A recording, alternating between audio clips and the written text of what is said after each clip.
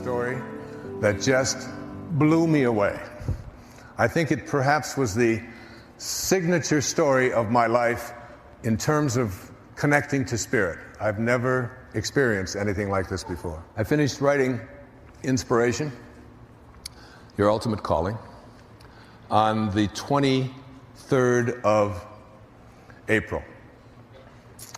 And I knew that the book was going to have 18 chapters in it, because 18 is that magical number, one infinite source. One infinite source. I put that number on my dashboard of my car. I have it on the mirror. It's a reminder. One infinite source, 18. It's the number of chapters in the Bhagavad Gita. It's the number of holes on a golf course. It's got to have something holy to it. And so I had 17 chapters written, and I was thrilled to have that completed. But I still had one chapter to go, but I was holding that off until my birthday on the 10th of May. And I knew what that last chapter was going to be, my experience of living an inspired life, just telling it on my birthday, right around 3:13 or so in the morning. So I was essentially done. And I went for a walk that day, and when I finished that chapter, that 17th chapter, I told a story in there about my friend Jack Boland. He passed away about 12 years ago. Jack was a Unity minister in Detroit, a man who, when I wrote Your Erroneous Zones 3 decades ago, called me up and asked me if he could put together some tapes on it, and would I give him permission. And he had started a Unity church over on the east side of Detroit, and asked me if he could use that. I said, absolutely. And over the years, I began to speak at his church and his congregation, and come to Detroit a lot, my home, and we became very close. We became like brothers. And he got very sick, and he had cancer throughout his back and so on. And I went with him to my friend Deepak Chopra's place, the Ayurveda Center out in Massachusetts. During the day, we would go out, and then in the evening, he would come in, and Jack always had to have a story. He had to tell a story. And he started talking to me about these wonderful little creatures called monarch butterflies, and how much he loved them. And the reason that he loved them, he said, Wayne, these are the most amazing little things in the world. I mean, they've got a brain the size of a pinprick, just no brain, essentially, and they're made out of tissue paper, like toilet paper. They're just flimsy little things, and they come out, and they come out of a chrysalis on a branch in a tree in Brazil. Now they don't have a brain, and they're made out of toilet paper, essentially, and they fly to Nova Scotia, 4,385 miles away. And they spend some time there doing whatever you do in Nova Scotia if you're a monarch butterfly. And then they turn around, these pinprick brain toilet paper insects, and they fly all the way back to Brazil. But not only do they go back to Brazil, they go back to the same tree.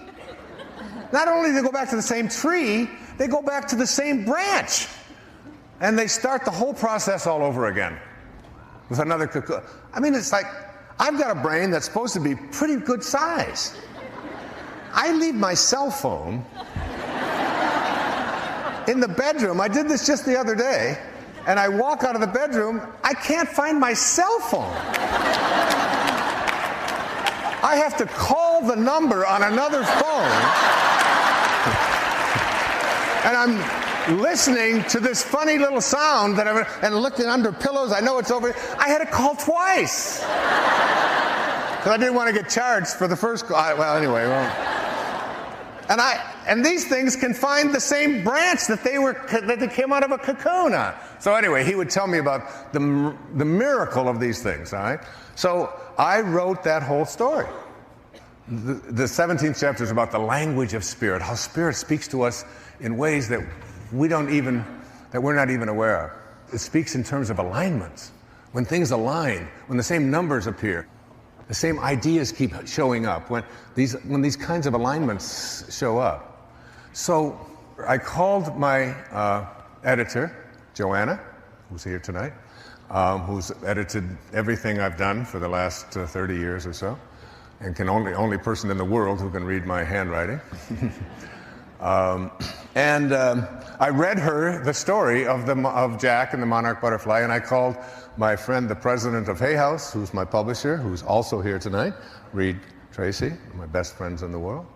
And I read both of them the story. All right? And then, because I always do that when I finish a chapter, I read it to just see what it sounds like. Took off on my walk.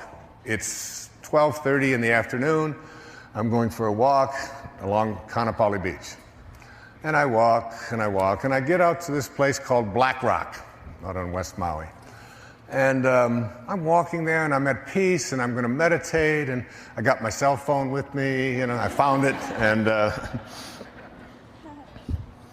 a monarch butterfly flies right out of the tree, and I don't think I've ever seen monarchs there before. Right?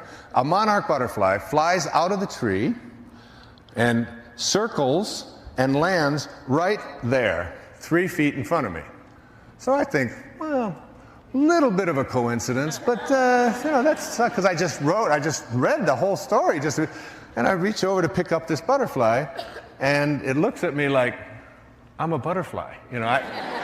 I don't deal with humans. My DNA is programmed to stay away from you, and it flies away, and it goes out about 40 yards, and it makes a U-turn, and it comes back, and it lands on my finger, right here. And I look at it, and I have never had this happen before in my life. I've had butterflies brush up against me once, but I've never had one just seek me out. So it lands here, and I immediately reached for my cell phone, and I called Joanna, you remember? And I said, Joanna, there's a monarch butterfly on my finger. You know what I just read to you this morning, she said, as she always does. She's so sweet and peaceful. Meditate. I said, meditate? This is a monarch butterfly. I just wrote about him and Jack and all. She said, just go meditate on him. So I call another number. And I call Reed, the president of Hay House, my buddy. All right?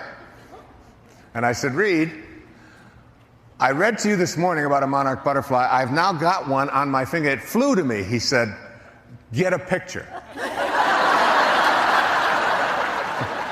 I said, what are you talking about? Get a picture. I've got my bathing suit on and a cell phone. I don't have a camera. He said, we've been thinking about what's going to be on the cover of the book. He said, this is perfect. Right away thinking about, this is inspiration. This is like it's come to you for that reason. Get a picture. Get a picture. So I took Joanna's advice, and I meditated. Now it's 1 o'clock in the afternoon when this happened, and I meditated for 30 minutes, and I called Joanna back, and I said, it's still with me. And I called Reed back. He said, get a picture. So now this butterfly is doing, during the meditation, I don't know how to say this without sounding strange, but it's okay because every word of this is true. I swear to you, this butterfly was trying to talk to me. I don't know how close you've ever looked at a monarch butterfly, but it had tiny little, almost like teeth, but they're not really teeth. I know they don't have teeth. And I bring the butterfly up real close to my eye, and it's doing this.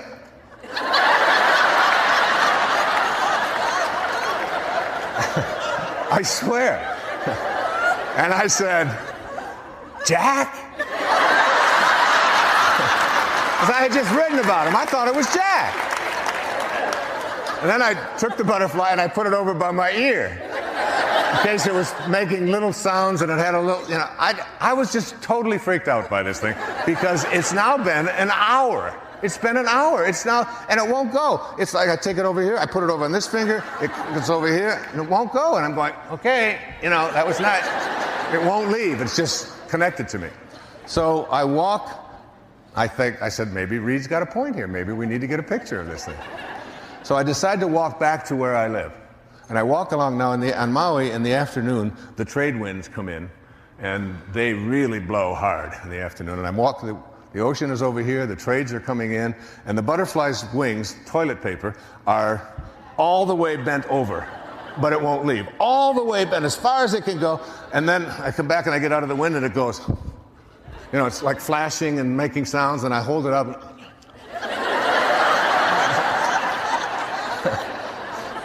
So I'm walking along the beach, the beach there, and there's a little girl she's about 4, 5, 6 years old, who's totally traumatized because she got the wrong color Slurpee. That's her issue, okay?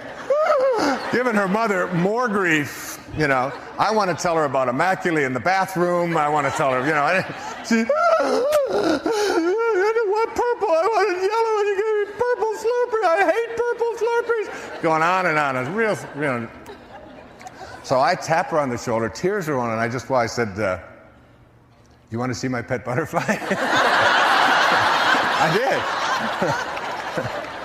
did. She said, what's his name? What's his name? What's his name? I said, Jack. This is Jack. I did. And she went from, I don't know how to say this. She went from pissed to blissed, okay?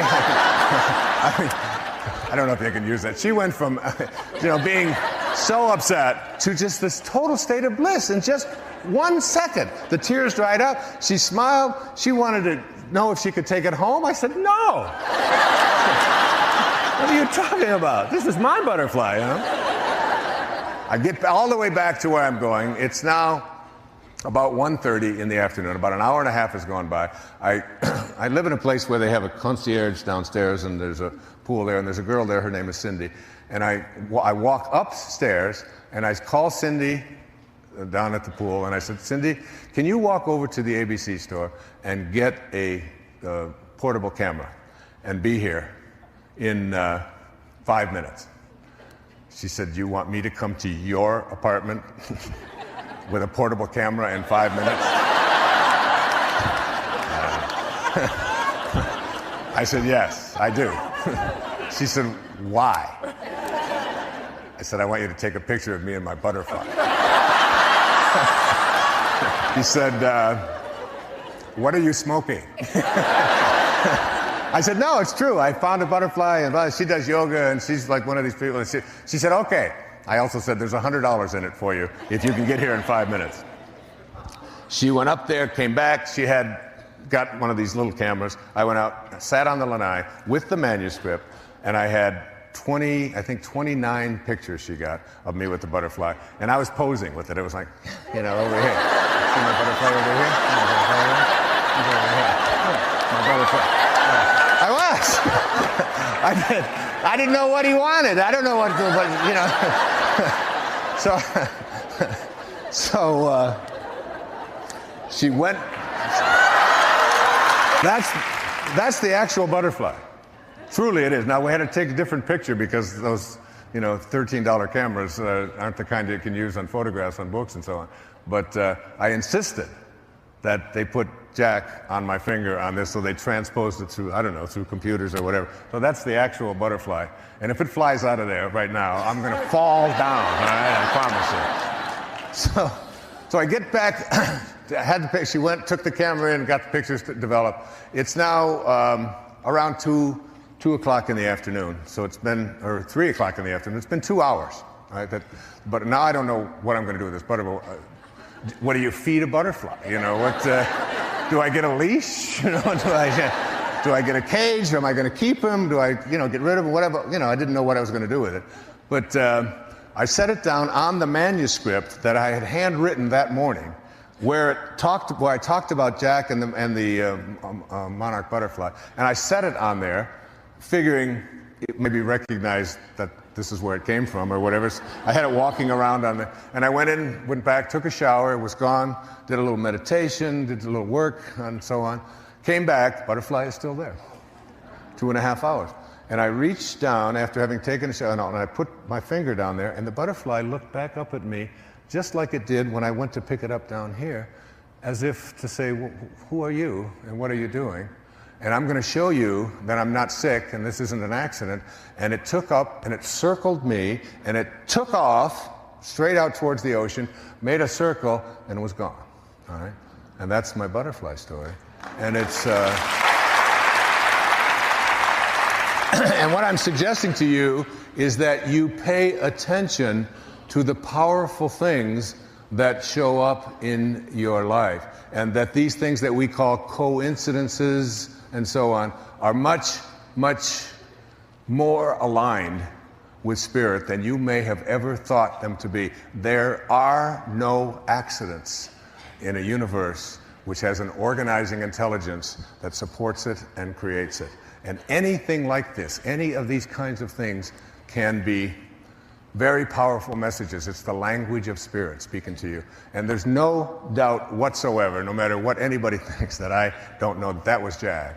And if you're in a place where there are no beginnings and there are no ends, and there's no north and there's no south and there's no up and there's no down, that means it's infinite and there's only one place. And if you're in a place that only has oneness in it, then it can be anywhere it wants to.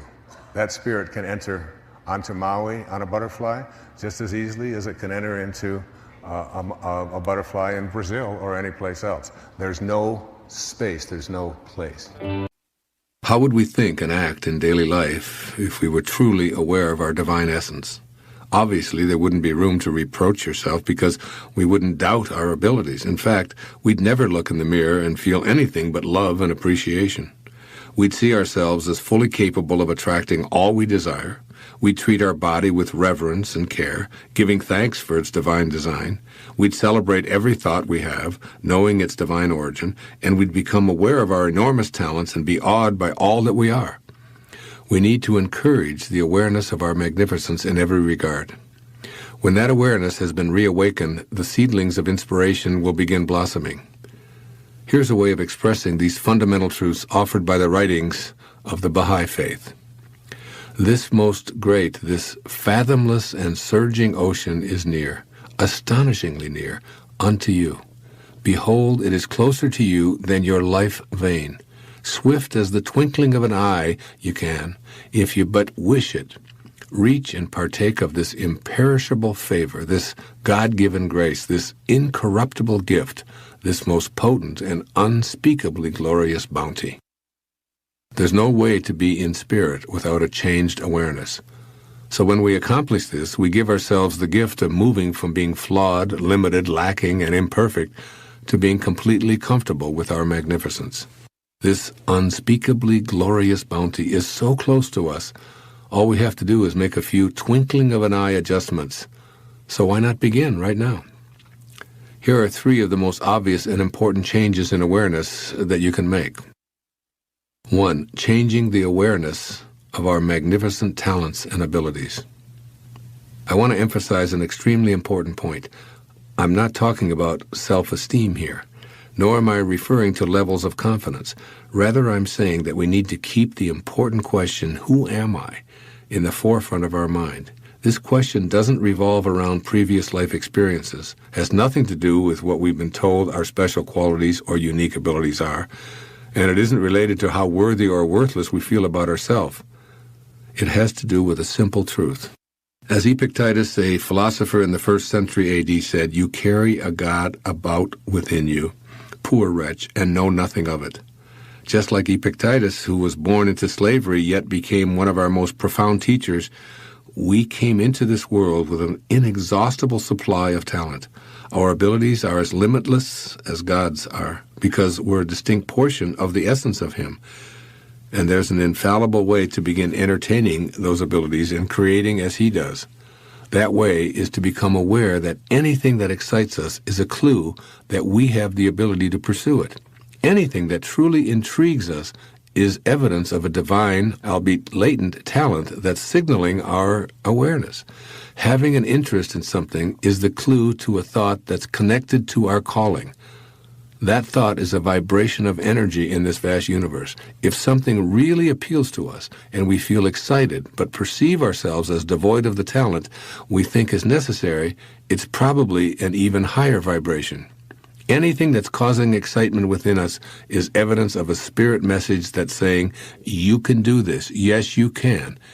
If we react to this message with anything other than, you're correct, I can do this, I have the ability to do it, then we've selected the vibration of resistance and ignored the vibration of excitement and interest that spoke to us. Our thoughts about who we are, what excites us, and what we feel called to be and do are all divinely inspired and come with whatever guidance and assistance we'll need to actualize these goals. The decision at this point is, are we willing to listen to these divine thoughts that pique our interest, or do we go on listening to the false self that's made us what Epictetus called a poor wretch? Rather than case studies of which I have only second-hand knowledge, I'm going to use some examples from my own life that illustrate listening to the false self. My background would appear to be an unlikely one for what I'm calling magnificence. Here's what it would look like on paper. Fathered by an alcoholic who abandoned his 3 children, childhood years spent in foster homes, a classic underachiever, educated in public schools, grew up at the low end of the socioeconomic scale, no financial advantages, no examples of or ambitions for higher education, 4 years as an enlisted man in the United States Navy, admitted to a university on a provisional acceptance at the age of 22 due to lower than average grades in high school, worked his way through 3 advanced degrees by being a cashier and a stock boy in a grocery store in Detroit. This isn't exactly what you'd call a prescription for becoming the best-selling author of 28 books and a successful public speaker. I couldn't begin to tell you how many teachers of creative writing and speech gave me low grades for my efforts in these fields. All I can say for certain is that I've always had a knowing about my interest in writing, have always been excited by the prospect of entertaining and informing an audience, any audience. By all of the accepted standards, I didn't have any writing ability. What I did have, and still do, was an interest and a passion for writing. It inspired and thrilled me, and I simply loved it. From the perspective of inspiration, I had the ability to do it, and that's all I needed to know. Then as now, I trusted that the universe would handle all of the details, including, will I be published? Will the critics approve? Will my book be a bestseller? Will my mother approve? Will I get an apology from any of my old English teachers? But really, who cares about any of this? The fact that writing excites me is all I've ever needed to know. When I follow that thought and stay with it, I conclude that I have the ability and the talent. And so do you. Like me, it's easy to find what excites you. What do you find intriguing? Does learning yoga and becoming an instructor interest you? Then you have your answer. The issue isn't about ability, it's about being matched up in spirit with your current thoughts and behaviors. To change the thought from notice me, to what Lao Tzu calls living in obscurity, becoming more obscure. We live in a celebrity-obsessed world, don't we? Look at me. Notice me. The Tao teaches something completely the opposite. Listen to the 66th verse of the Tao. Water again. The sea stays low. And because the sea stays low, all of the rivers and all of the streams empty into it. Because it stays humble. Because it stays in that place of just allowing everything to come to you. He was trying to teach us the important lesson of letting what we know is coming come to us. Verse 66 of the Tao. Why is the sea king of 100 streams? Because it lies below them. Humility gives it its power. That's a very important principle to understand. And I live on the ocean, right next to it. It's my front yard. And always I watch it to learn something from this thing called the ocean, which is the most powerful source of life that we have on the planet. Without it, there's no life on this planet. And because it stays low, so what does this have to say to us? Do you have the capacity to get past that ego need to always be saying, notice me, look how important I am? I mean, there's been a proliferation of this lately with this celebrity silly stuff, isn't it? I mean, CNN is doing, full hour shows on silly little things about what happened to this particular celebrity or what happened to that celebrity, and the celebrity's never even done anything. And there's all of this talk about it. And all of the new magazines. I mean, and you go through an airport and you look on the newsstand and all the same photos, just with different magazines. I don't even know what the names of all of them are, but there's like this huge market now that we have for people to get into a state of notice me, notice me, notice me. And how much do we train our young people, particularly in our schools and so on, that the one who is the star is the one who gets the most attention. The one who is the most important and the most valuable is the one that has the most people liking them and so on. This constant obsession with needing to be noticed. When in fact, what I have found for myself is the happiest moments of my life are when I can do it low and slow and not have anybody out there even know what I'm doing. To be able to, Louise never would have advertised the fact of some of the things I talk about with her generosity. She does it anonymously.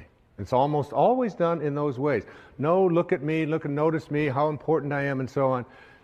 So much to learn from that kind of wisdom, from that kind of inner connection to the Tao, the ability and the willingness to do it anonymously, to say that you can just get done almost anything that you want to get done if you don't become obsessed with taking credit for it. In the 36th verse of the Tao Te Ching, it says, "The gentle outlast the strong. The obscure outlast the obvious." Try to become a little more obscure, a little less interfering, a little less notice me, a little less, one of the specific kinds of things that you can do is just as you're about, when somebody else is talking, just as you're about to interject what you've been thinking about for the whole time, waiting for them to stop talking, just stop and to bite your tongue and say, "Tell me more." Or, "That's very interesting. I have never heard that point of view before." Even if they totally, completely disagree with everything that you stand for, to be willing to listen, to be able to stop. Practice it. I practiced it when I did these verses of the Tao. I practiced it every single day while I was working on that. Just staying obscure. And for me, that's not always so easy because of just being recognized wherever I go. And if I saw someone who was about to recognize me, I would just put my head down. I would just walk a little bit past them like something. Right now, I just want to be anonymous. Right now, I want to be obscure. The Tao says, storms always end. Verse 23, fierce winds don't blow all morning. A downpour of rain doesn't last all day. Who does this? Heaven and earth. You're already connected to everything you want or need. It will come to you at the exact perfect time, as the rivers and the streams come to the ocean at the perfect time and place. You gotta trust. You gotta know it's going to come to you. You don't have to chase after it. You can become a little less obsessed with your ego and your self-importance and who you are and what you've done, and you can get so much more done. And you know what? It's the most peaceful and sweet, delicious way. It's like the song that Cecilia was singing about the rose. Thank you so much, and God bless you. Thank you. Line by Albert Einstein when he was talking to his students about trying to solve mathematical problems and equations. He said, you can't ever solve a problem with the same mind that created it. It's what they call sometimes in management circles thinking outside of the dots or outside of the box. Getting out of your comfort zone. Getting out of looking at things the way you've always looked at them, and having a different kind of an awareness. I came across this quote not too long ago. Moving away the clouds does not make the sunshine. It merely reveals what was hidden all along. The sunshine, the sun is always there. And you don't make it shine by just taking things away. There's something inside all of us that is hidden. And it's the ability to, I call it rewriting our agreement with reality. It requires a new kind of awareness, a willingness, if you will, to see yourself as potentially capable of virtually anything. I've always loved the observation from the New Testament of Jesus, that even the least among you can do all that I have done and even greater things. That within each and every one of us there is this ability to be healers. There's this ability to be able to manifest and attract anything into our lives that we put our attention on. There's this ability to live at such a high level of consciousness that we can transcend our bodies. My internal wiring has always been one of whatever it is that I've got in my life as a problem, that I have to take responsibility for it, but I also have the capacity to be able to change it. And not only to change around what it is that is not working for me, but also to change around what I have been attracting into my life. I think it begins with this whole idea of being inspired. I've always liked that word, inspired, inspiration, because its origin is in spirit. And then the opposite word is being informed. And so when you're in form, in the physical world, when you're in form, you get information. You get lots of information. And this is what we call the information age, right? So there's no shortage of information. They say that on a little chip the size of your thumbnail, we can put the names and addresses of everybody in the United States and Canada on a little chip the size of your thumbnail. That's really more information, I think, than we need. What we are doing is we are moving from the age of information to the age of inspiration, I believe. And as we move into the age of inspiration, where collectively mankind is beginning to have a collective capacity to be able to think thoughts which empower us rather than which weaken us, which, according to Hawkins' research, up until about 1985 or 1986, collectively, mankind's collective thoughts always produced that which weakens us. And now, in the last few years, we have moved above the level where man's collective consciousness is at least at a place where collectively we are empowering ourselves rather than using force. And as we move into the world of inspiration, we have to understand what that means. And Patanjali had a wonderful observation. I wrote about it in Wisdom of the Ages.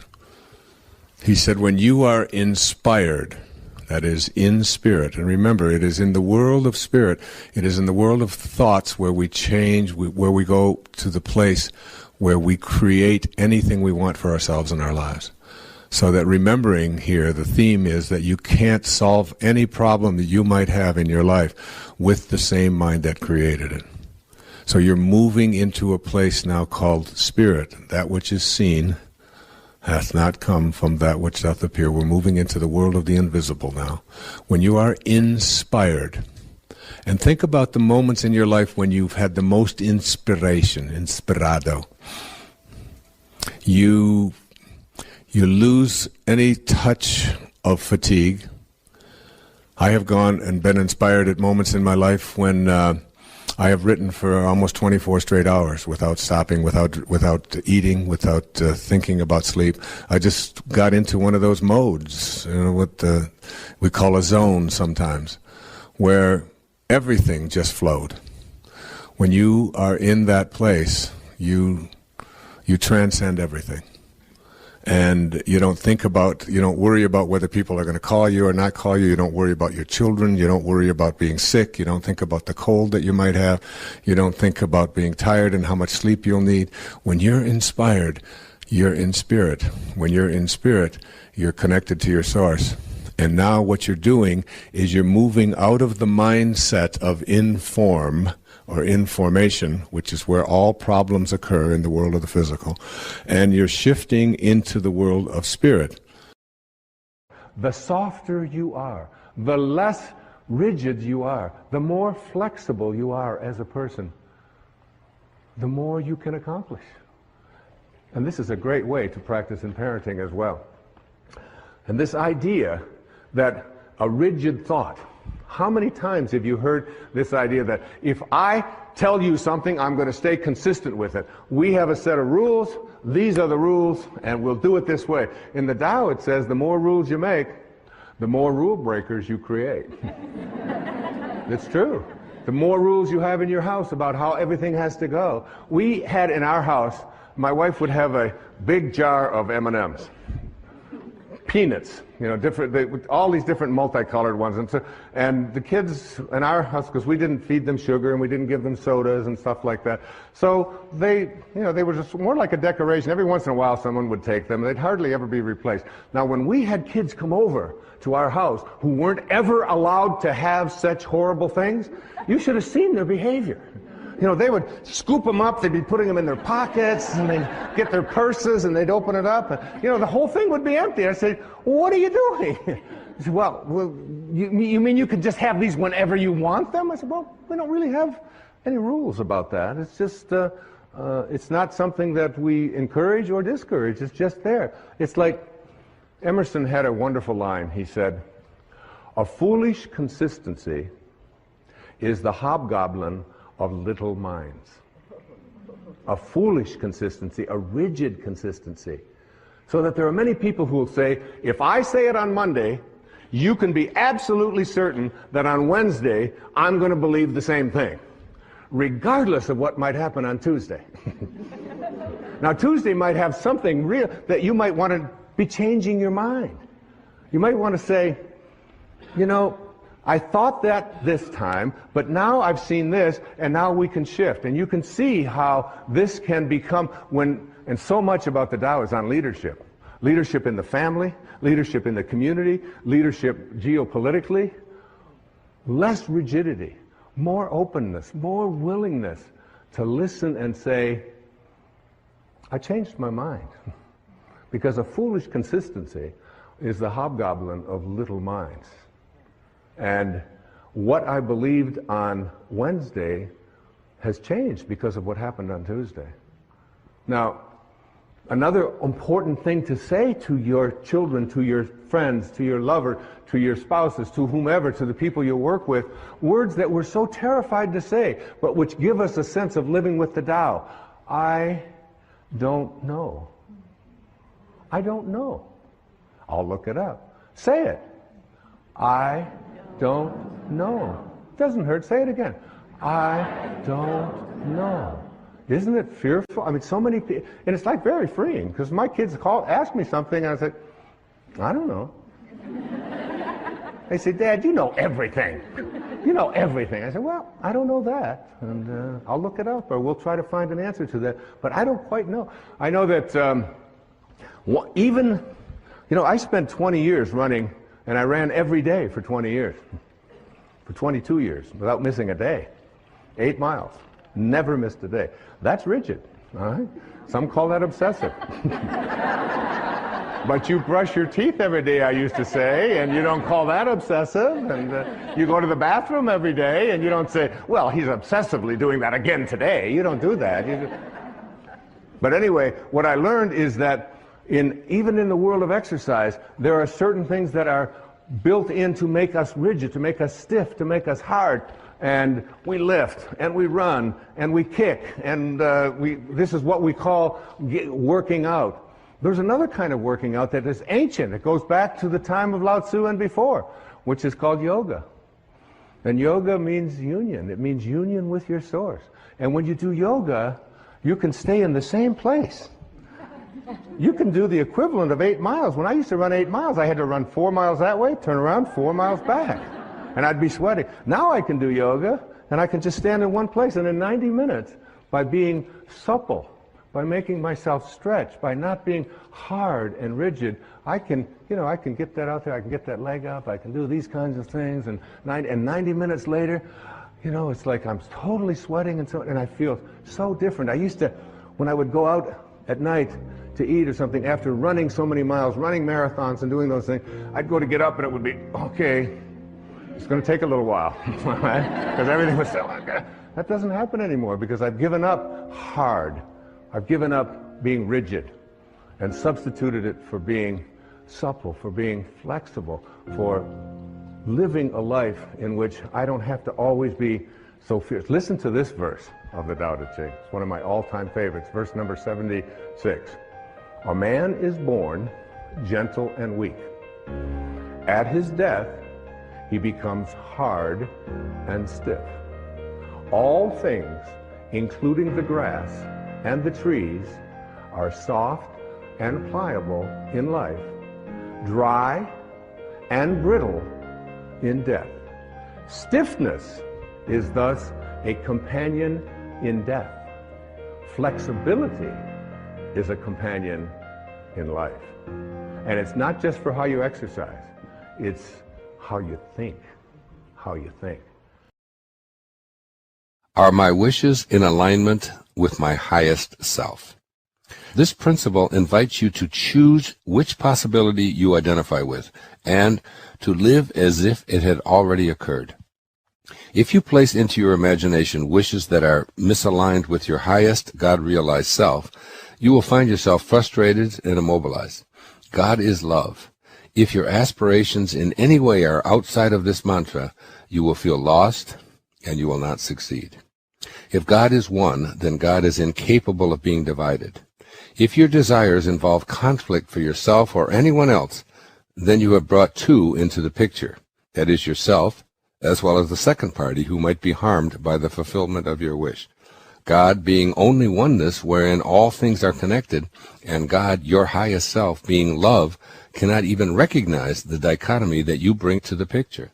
If God acknowledged a desire that would bring harm to anyone, God wouldn't and couldn't be God. How could that which is all one recognize two, which is needed in order to have conflict, and still be God?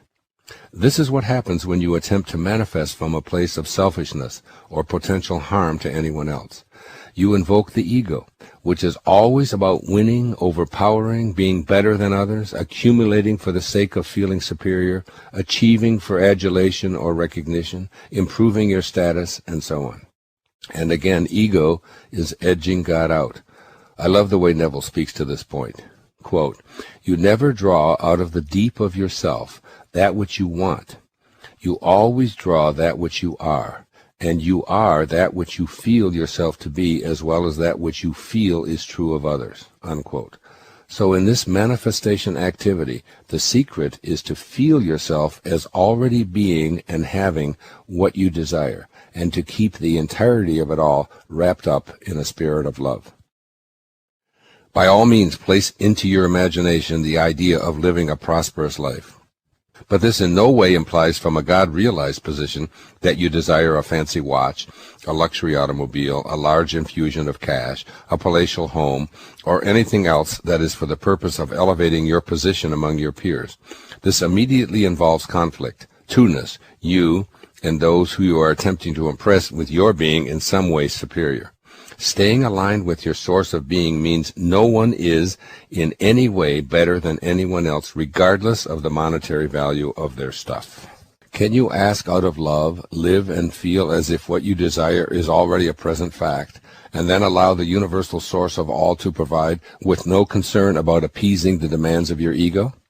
If demanding and insisting is your style, do it from a place of pure love. Be willing to give it all away in the name of that love. Stay in that place of pure humility. If you desire to purify your body and live from a disease-free place of perfect health, simply assume the feeling of love throughout your body and live as if it were your reality. Not to impress others, not to have special privileges bestowed upon you because you are more special and thus more deserving of this healing, but purely out of your humble sense of gratitude for being in a state of well-being. Albert Einstein once famously observed that all he wanted to do was learn to think like God thinks. This means living and manifesting from a place of all-encompassing desire to serve others, to be love, to ask nothing in return for what you give. In other words, to simply be love. Get your ego out of the picture and draw out of the deep of yourself, as Neville expresses it. And the deep of yourself is truly your highest self, which is, of course, God.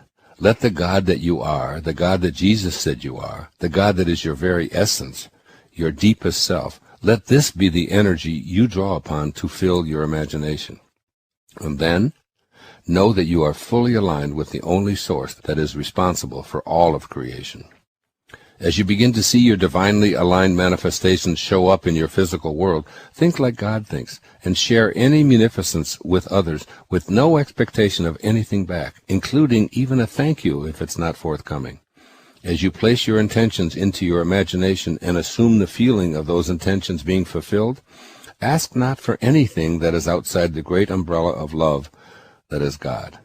Lao Tzu, some 6 centuries or so earlier, reminds you that the great sage is kind to the kind and kind to the unkind, because kindness is his nature. If you can make your desires harmonize with the messages of the above passage while practicing humility and keeping your ego at bay, you will come to see the truth in Neville's observation that, quote, you never draw out of the deep of yourself that which you want. You always draw that which you are, unquote. The key here is the deep of yourself. That is your highest self. So I was finishing up the function run, and I saw a couple that I recognized over the years, and there was a woman, and she was having difficulty with her luggage. And I just said to her, oh, here, let me help you with that. And she gave me a real harsh look and said, no, I don't want any help. And I said, are you sure? I said, because one of her suitcases, she had 2 suitcases, and one was going one direction and the other. I said, here, let me help you with that. I don't want any help from you, especially from you. And it gave me that real harsh. Wow. Okay. So this happened an hour ago. And so it's like, and I have no idea what prompted. This is just someone I've just seen around the place where I live once in a while. It's a building where a lot of people live. And so the reason I bring it up is because at the moment that something like this occurs, when you encounter, someone who's hostile towards you, or who's sending you an ugly message, or there's any number of endless reasons about why that might be taking place. It might have to do with something that I did or said or whatever that I'm not even aware of. It might have something to do with something that's going on in this person's life at this particular time. It could be her husband was walking with her, and he said, don't take that personally. And I was thinking about the 4 agreements. Have you ever read the 4 agreements? Sure, Don Miguel. Yeah, do you remember which one I'm speaking about? Which one of those agreements? He said, I don't know. I don't want to give you a test here on the air. But one of the agreements was, don't take anything personally, And I was just thinking about what Don Miguel had said in that book about not taking things personally, because so often when we encounter someone who's what we might consider rude or unpleasant or unhappy or whatever it is, the first thing that we want to do is just take it personally, say, she has no right to talk to me like that, and how dare you, and I'm going to get in, I'm going to find out what's going on, and or whatever it might, or just go around in a morose kind of way. And it's what I'm talking about, even when I'm talking about watching that movie and being a different person watching that movie, or reading the life and teachings of the Masters of the Far East 25 years after I purchased it, and having it have something totally new for me. And my reaction to this woman talking in this fashion to me just an hour ago or so was very different than it was even for me even a decade or so, or maybe even a few months ago, before I immersed myself in preparation for the seminar that I'm going to be doing on the 24th and 25th of this month called I Am Light, that I reminded myself that I am light, and that when you have a choice to be right, or to be kind, that it's really important to be able to choose kind. And so rather than being right and saying, well, how dare anybody talk to me like that? And I have, I didn't do anything to her, and she's just, instead my immediate reaction was to push that kind of, subatomic, subconscious mind training that I've had, over the years to react with hostility or hurt or pain or frustration or whatever, whenever you encounter what you might consider to be unpleasant or rude behavior in something, is to come from a place of kindness. And I was just thinking to myself how happy I was in the last hour that I didn't walk around wondering and being hurt by and being upset, but instead was just thinking about this woman and just trying to send her as much love as I possibly can, and hope that whatever it is that would motivate her to react in that way to an attempted act of kindness, that it gets soothed and it gets happy, and that she becomes happy. And I think if I send energy to her, that would be it just represents a kind of growth thing for me as a person, and if we can, as I speak to all of you out there all over the world, when you encounter any kind of behavior that don't be one of those kind of people who's looking for an occasion to be offended, and consequently then be emotionally upset, and then consequently attract more of what you don't want in your life. And I think that's the essence of what Abraham was speaking to me about in this new product that we have, this book and DVD and CD called Co-Creating at Its Best, that you want the law of attraction is always working. And if you put your thoughts on what you don't like or what you're unhappy about or what makes you angry, then you're going to align with an energy that is going to offer you experiences that match up to exactly what it is that you're thinking, so that every moment of your life, regardless of what it is that's coming at you, you have a choice.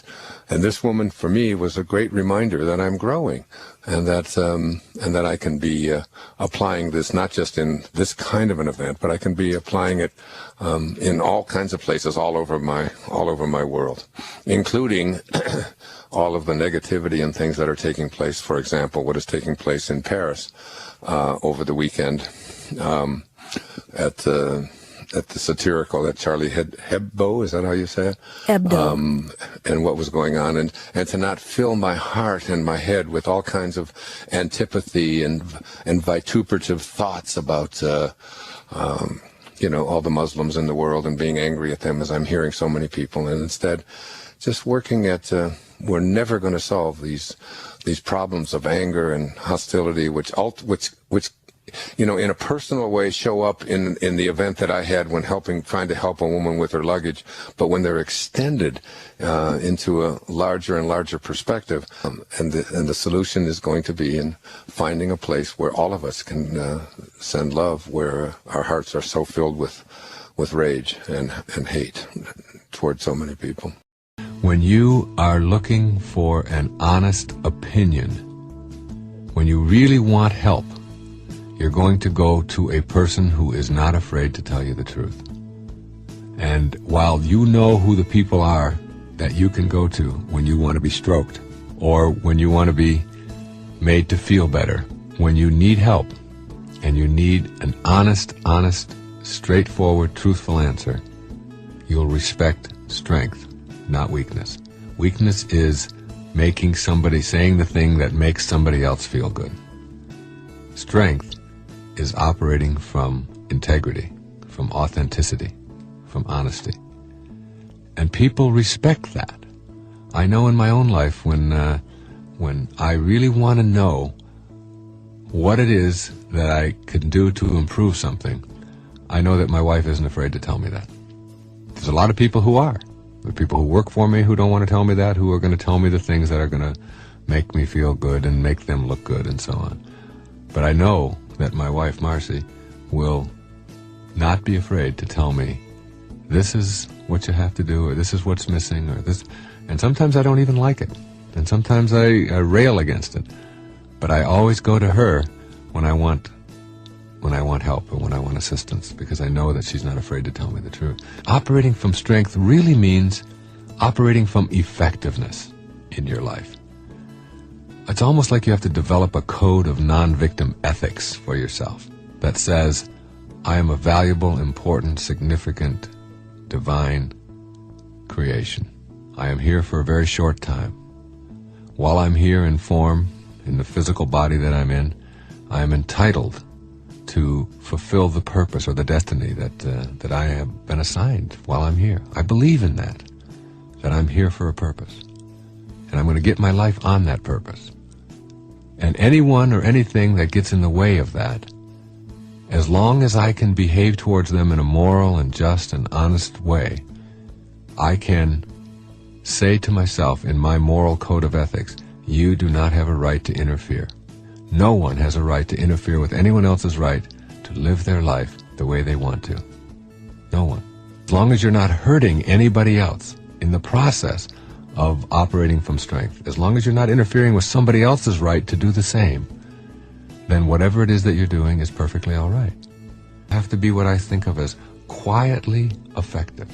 And the way that you are quietly effective is you do not teach people not to victimize you with words.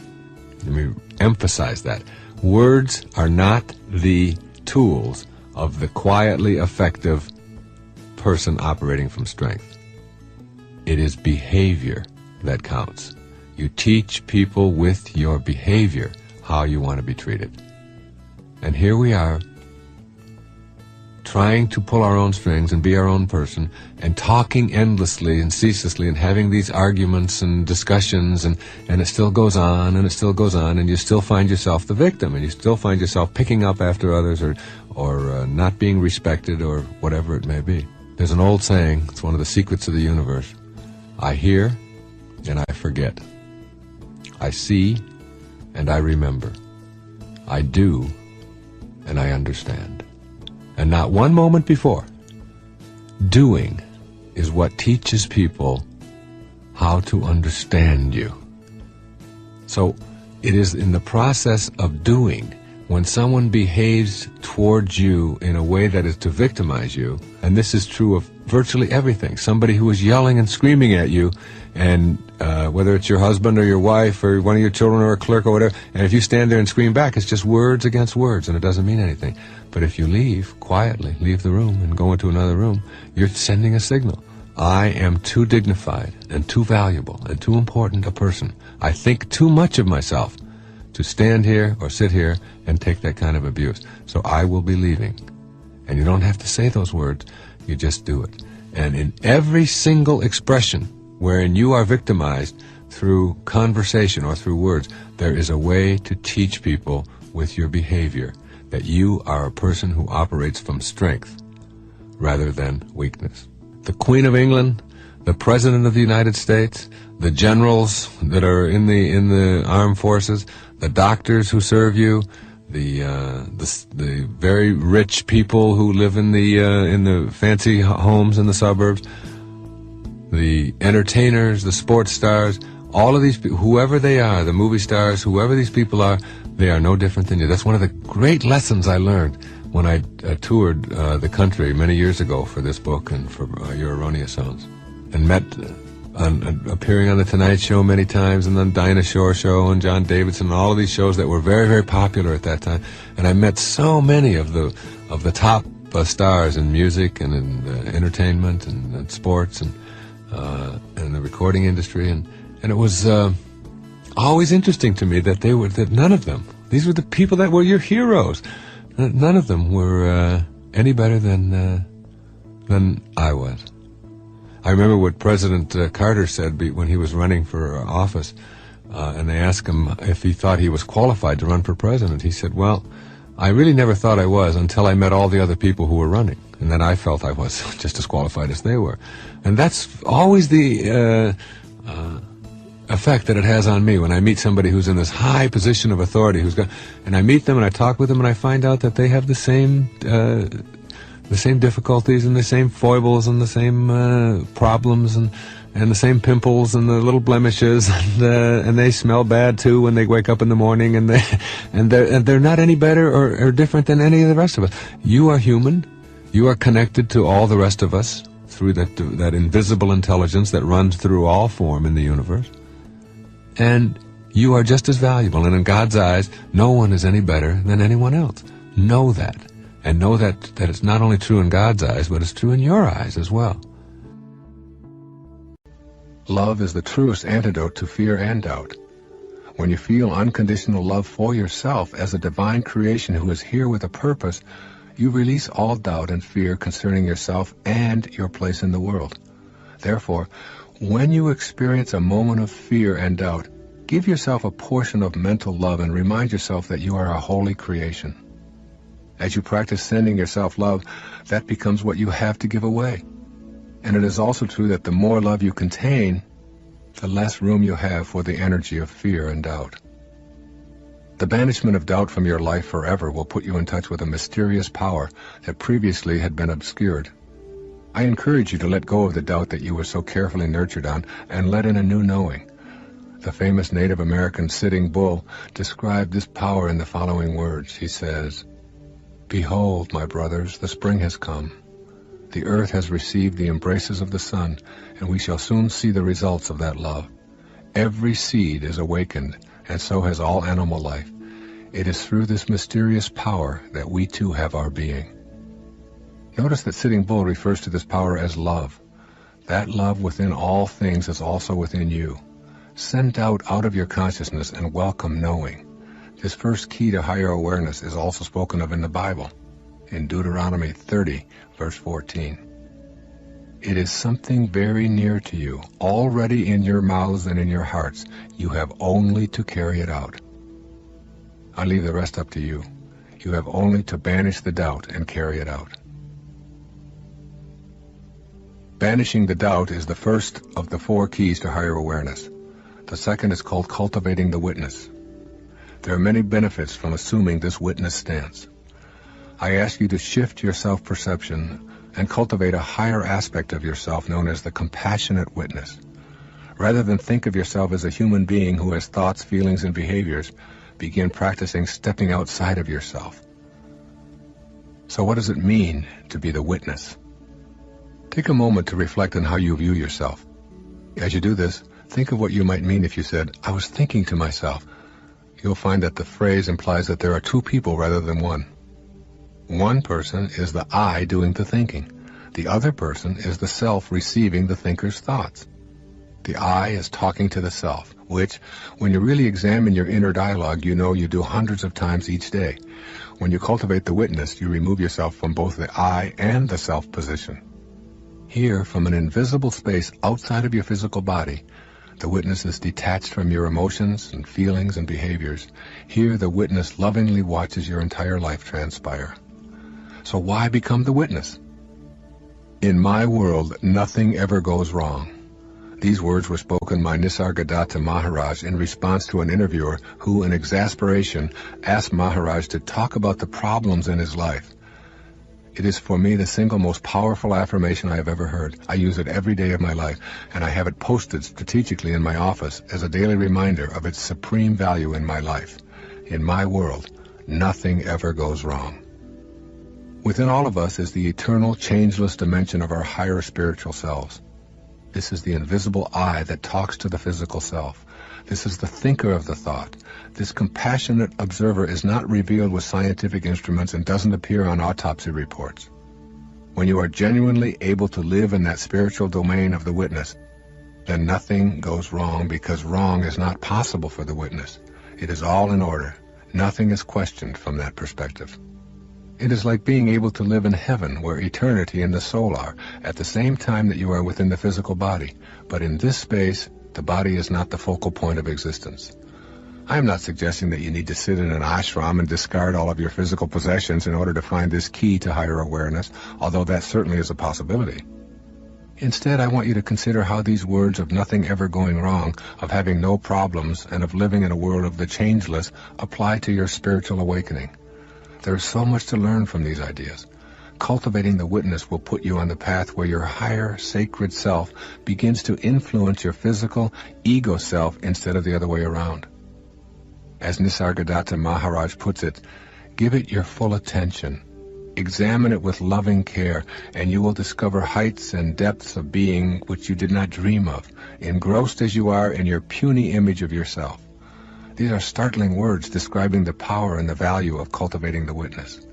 The ordinary way of attachment and suffering can be changed when you learn to access and cultivate the witness attitude of detachment and observation. In order to cultivate your witness, you need to learn to observe your reactions in order to go beyond them. It is the going beyond that is the crux of the sacred quest.